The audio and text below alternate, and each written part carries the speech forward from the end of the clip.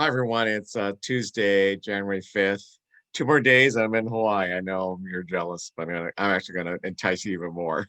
So let's get started. So, Tuesday, January 5th, we only have 15 more days until we can kick you know what out of the White House and Joe Biden will be president. Can't wait till January 20th. Forecast. Hey, it's going to be sunny the day I leave to Hawaii. Okay, I hate to do this, but I'm going to entice you. And the only reason I'm doing this because you can do the same. There are great deals to go to Hawaii because obviously that's the only sunny place we can go. You can go to Puerto Vallarta, but I had to cancel my trip to Puerto Vallarta because they had a little uptick in COVID down there. But you can go to Hawaii, but you have to get a test, COVID test, 72 hours prior to your flight. I'm not getting my test today, and I'm leaving on Thursday. So let's watch this video just to entice you, encourage you to go.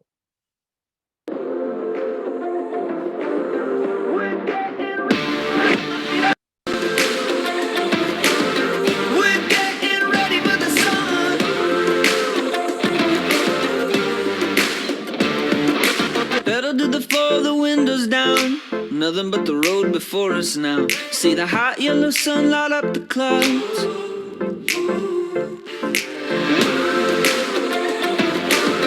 We're getting ready for the summer. Running wild, we can soak in the sunshine. Couldn't ask for better weather.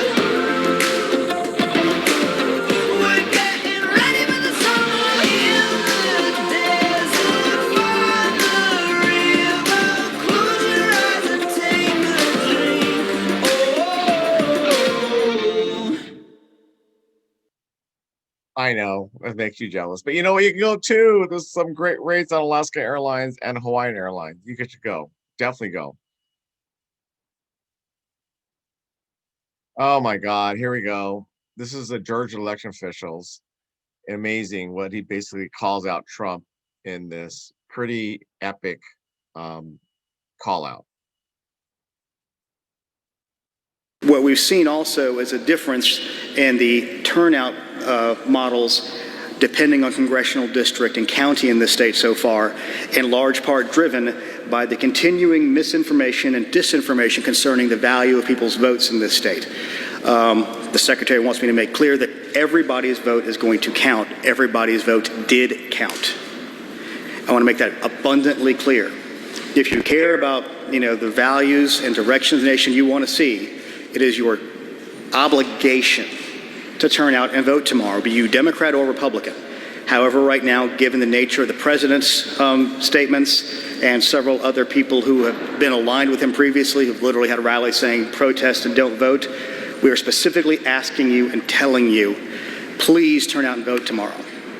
One of the things specifically I've had to argue with people whom I've known for 20 years, they say, well, we feel like our election was stolen. We feel like our votes don't count. And I said, okay, I'm not acknowledging that the election was stolen because it wasn't. I'm not acknowledging that there was massive voter fraud because there wasn't. But I said, but if you believe in your heart of hearts that there was, the best thing for you to do is to turn out and vote and make it harder for them to steal. If that's what you genuinely in your heart of hearts believe, turn out and vote.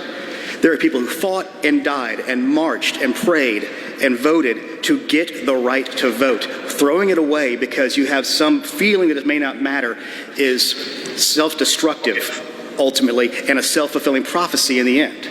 So everybody who cares about the future of this nation should turn out and vote.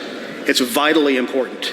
It's absolutely important. And the reason I'm having to stand here today is because there are people in positions of authority and respect who have said their votes didn't count, and it's not true. And I'm going to do it again, and I'm going to go through all this anti-disinformation Monday. It's whack-a-mole again. It is Groundhog Day again. I'm going to get to talk about things that I've talked about repeatedly for 2 months.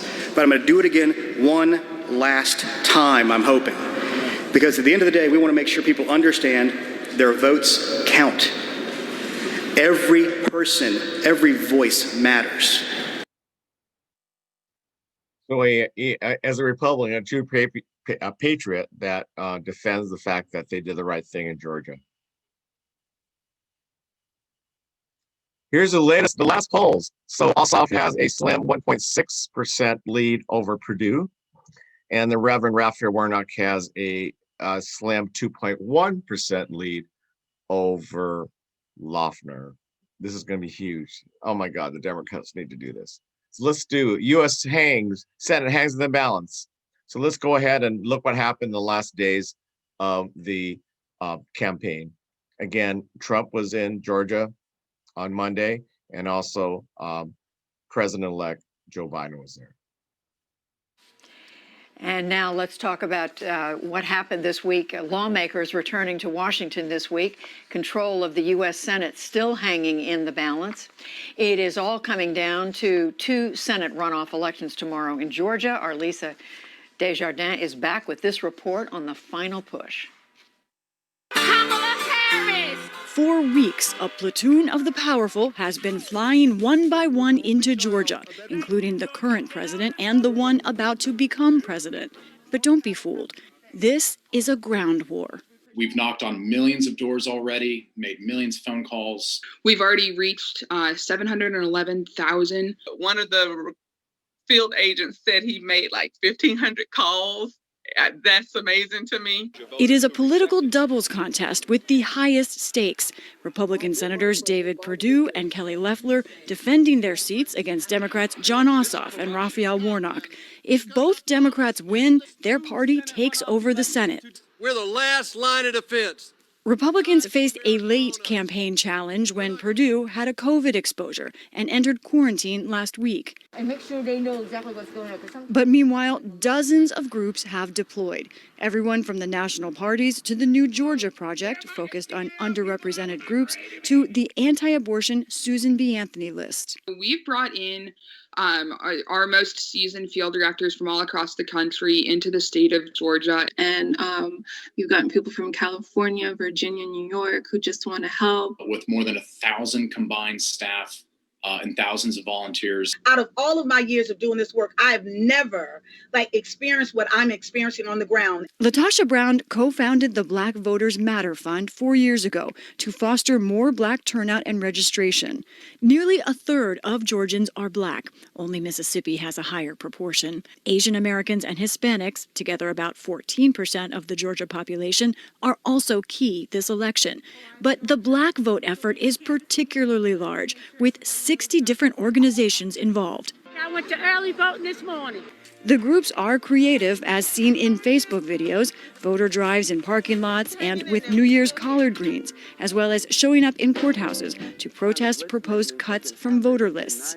In early voting, many of the counties with the biggest turnout have large Black populations.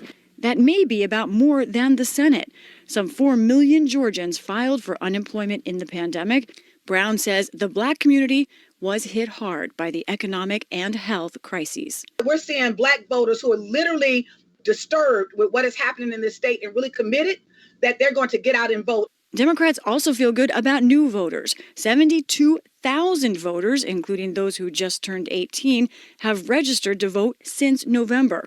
But Republicans say they match all of that. This is the largest grassroots operation ever built in the state of Georgia. The Trump Victory Campaign and Republican National Committee have teamed up for a mammoth operation, a $20 million vote effort with thousands of people involved. As soon as they vote, we'll stop knocking their door and calling their phones. Phony Raphael Warnock puts. And in case voters aren't getting enough attention, there are also the ads. I've tried to keep the way that he acts under wraps for a long time, and today he crossed the line. They have taken an ugly and sometimes personal turn recently.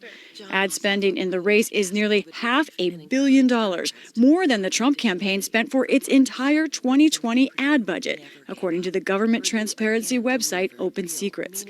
Voter Pat Miller of Milton, Georgia, and her family are ready for it to stop. Well, I think we are all really burned out, regardless of which side we're voting on, with all the commercials. And quite frankly, the candidates could have done themselves a favor and saved a lot of money by cutting down on their advertising. I think people decided on this one a long time ago which way they were going to vote. Which brings us to the Republicans' trump card.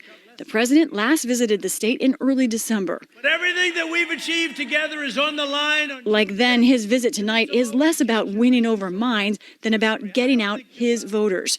But some Republicans fear the president's electricity comes with electoral confusion. He continues to rail against Georgia's voting system, which has led some conservatives to say they are boycotting the Senate races. Buzz Brockway is a Republican and former State House representative. What's that small percentage of people who have just decided to throw up their hands and say, forget the whole thing? You know, how is that a small number or a larger number? More than 3 million people have voted so far, by mail or in person. That is a state record for a runoff. With the eyes of the country on Georgia, Miller offered some words of assurance. I just want people outside of the state to know that we're taking it seriously, whether you agree with us or don't. We are all taking this very seriously, and I think the turnout so far is evidence of that. For the PBS NewsHour, I'm Lisa Desjardins. Oh my God, we're going to win. I have a good feeling. I'm not going to break a victory, but I have a good feeling we're going to win both seats. We need both seats. So this is going to be an interesting virtual parade, and because of the fact of COVID, it's going to be very interesting. So here's a little good story about what the inauguration of President Joe Biden will be like. Elect Joe Biden's pared-down inauguration is slated to include a, quote, presidential escort to the White House in a virtual parade as the country continues to grapple with the coronavirus pandemic. The Presidential Inaugural Committee, a nonprofit tasked with planning the inauguration, announced Sunday that Biden's swearing-in ceremony on January 20th will be followed by a, quote, pass and review at the Capitol, and then the presidential escort and virtual parade. We will have a virtual inauguration day, which is okay, because we won't have Mr. Orange in the White House anymore. So we're going to do a number of different clips here. Prime Video, One Night in Miami. We're going to do classic. This is a classic, The Firm. I think this is one that I've seen this movie like about 10 times. I think it's a great movie. And then Peggy Sue Got Married. This is a classic movie. Kathleen Turner and Nicolas Cage. And then we're going to see In and Out with Kevin Kline. So let's go ahead and see these clips. Ready for tonight? I'm as ready as a person can be.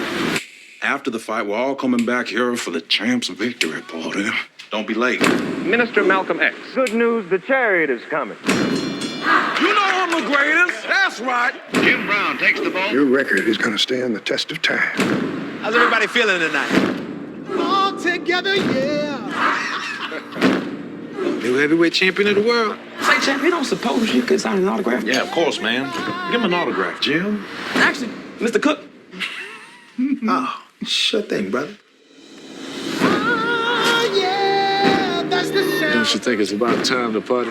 Tonight is a chance for us to reflect. You mean no one else is coming? Well, this is off to a hopping start. You all are a bright and shining future. You need to understand what is at stake here. Everything's not so black and white like you make it out to be. But we are fighting for our lives. You know I know what's going on out there, right? Listen, listen. Brothers and sisters, listen, listen, listen. Miami, the champ! I swear we'll never find a way to where we're going all alone. The goal is for us to really be free. Hear the bells ring out. We want a world Speak now. where we're safe to be ourselves. Speak now. I told him. Can you hear the angels cry out? To think like we want. Speak now. Without having to answer to anybody for it. Speak now. We have to be there for each other. Who's the greatest? You brothers who could move mountains without lifting a finger.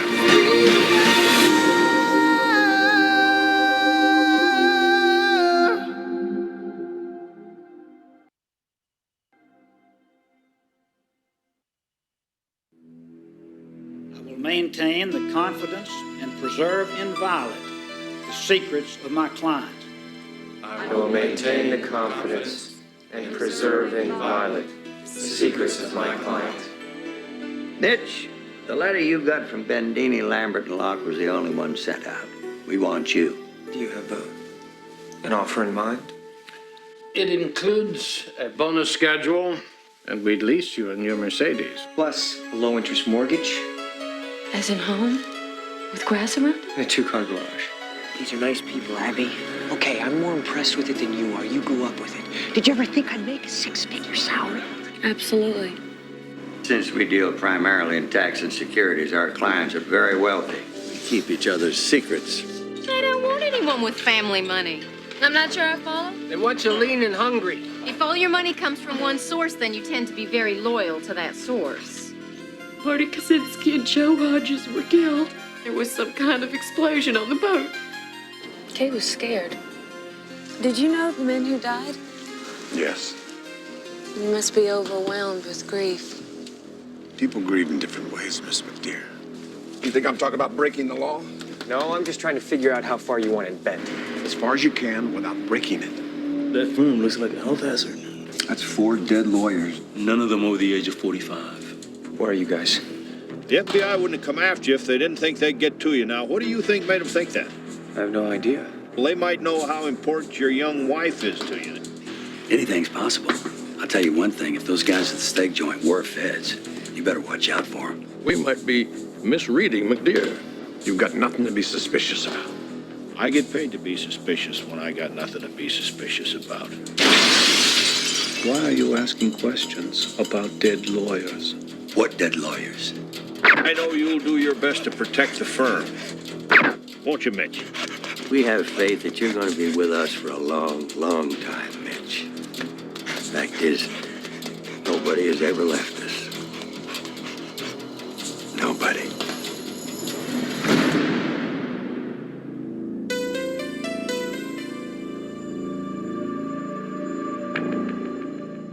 Everyone's crazy about the guy she married. I have certain unresolved feelings about your father. I don't trust him. But tonight, at her 25-year high school reunion, Well, Charlie won't be here tonight. We're getting divorced, actually. she'll disappear in time and arrive in her senior year of high school. What am I doing here? You passed out for a minute, that's all. Oh, Mom. What is going on? You're home now. What do you think, Peggy Sue? You bought an Edsel. Now, she's got the chance to start over again. I have a headache. This time, she'll know better. Did we break up? Because if we did, I don't even know about it. What if you fall into the hands of some madman with plans to manipulate your brain? Well, that's why I was getting a divorce. I'm a grown woman with a lifetime of experiences you can't understand. Girls mature faster than guys. Digital, watches, and miniature television sets. Oh, and huge radios. I mean, for some reason, everything else gets tiny, but portable radios get enormous. Peggy Sue and Mr. Square Root. Charlie, let's make love. What? You mean sex? From Francis Coppola, Well, at least I got to see you and Grandma again. Kathleen Turner, Has this ever worked before? The last time was 600 years ago. Peggy Sue got married. I could be trapped here forever. Change your destiny. Marry me. Will you marry me? I don't want to marry anyone, Richard. Why not? Polygamy's legal in Utah.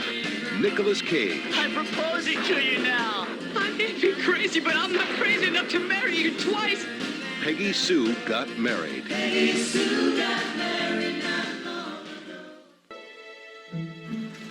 In the quiet town of Greenleaf, Indiana, a high school teacher is about to be married. After 3 long years, and I'm sure a lot of you were asking, what was the problem? You said it.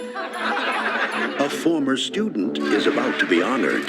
And the winner is Cameron Drake to serve and protect.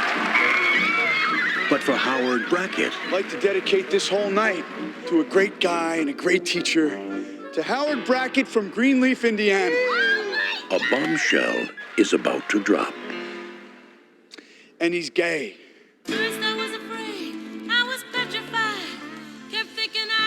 Howard, what is he talking about? I have no idea. I mean, I'm nobody. I'm just a little teacher in a little town. Oh, it's gonna be fine. By tomorrow night, we'll even remember. There he is. That's him. Mr. Brackett. Do you know Ellen? A teacher in trouble. A town under siege. Are you? What? Homeroom teacher. Of course the guy thinks you're gay. You're smart and well-dressed. And really clean. And you're kind of prissy. Prissy?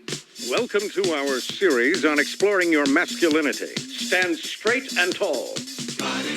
Truly manly men do not dance. Oh, come on. Mr. Brackett? Yes? Watch the hand. Paramount Pictures and Spelling Entertainment present a story about a man who was pronounced out I may hire an attorney. I may sue.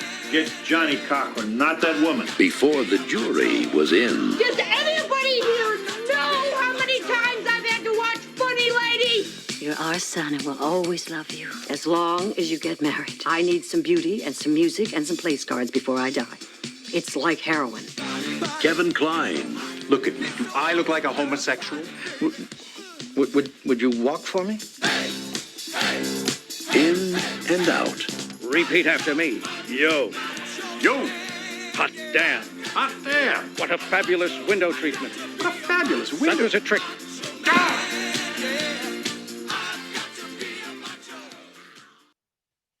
So great.